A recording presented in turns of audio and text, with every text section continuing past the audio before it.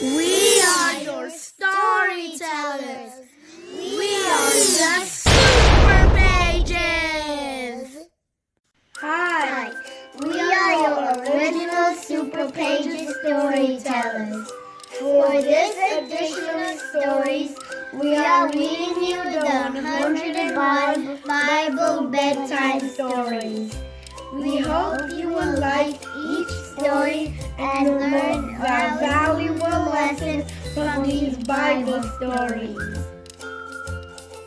101 Bible Bedtime Stories, Series 1.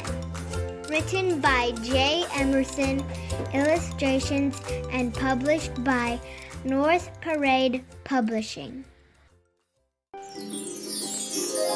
A wonderful world. In the beginning, there was nothing at all. No sunshine, no land, no animals, no people.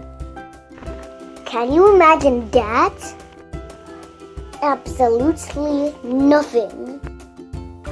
Then God created heaven and earth and light so that there could be day and night. He separated the water from the dry land and covered the land with beautiful plants and trees and lovely green grass. He made the sun to shine during the day and the moon and stars to light up the night sky. God filled the seas with enormous whales and bright, shiny fish, leaping dolphins, and wobbly jellyfish.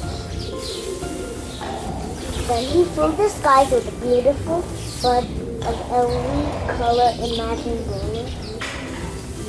Next, he made animals of all shapes and sizes. Spotted cheetahs that could run like the wind. Slow tortoises carrying their homes on their back. Huge elephants with long trunks and many, many more.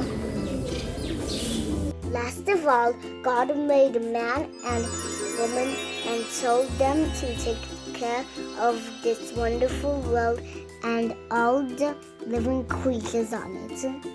God was pleased with all he had made and done, so on the seventh day he rested. He made that day a special day, a day to stop working and to give thanks. Thank you very much. The end. Thank you for watching this story. Disobeying God. God made Adam, the very first man, in his own image. He created a beautiful garden for Adam, filled with colorful plants and wonderful trees, and he told Adam to help himself to any fruit except the fruit from the tree of knowledge. There were plenty of other delicious things to eat. God brought all the animals and birds to Adam for him to name, but none of the animals were like him, and Adam was lonely. So God created a woman, Eve, to be his special friend and companion. They had no clothes to wear, but that didn't bother them at all. Now, all of the animals, the most cunning was the snake. One day, the snake said to Eve, "Why don't you eat from the tree of knowledge? The fruit is delicious, and it won't harm you." The fruit looked so good that Eve picked some and offered it to Adam, and they both ate it. At once, they realized they were naked and tried to cover themselves with leaves. God was very angry. He cursed the snake and sent Adam and Eve away. From now on, they would have to work hard to make their own food and clothes. Then God placed an angel with a flaming sword to guard the entrance to the garden. The end. Cain and Abel. Adam and Eve had 2 sons. Cain was a farmer who worked in the fields, and Abel was a shepherd. One day, Cain and Abel both brought offerings to God. Abel bought the very best meat he could, and God was pleased. But God was not so pleased with the crops that Cain had bought. Cain was so jealous of his brother that he went into the fields and killed him in a fit of anger.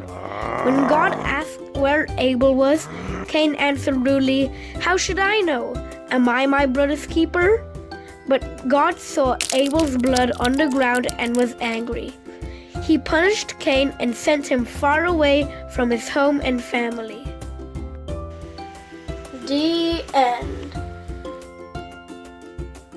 The end. Thank you for watching. Until our next Bible story.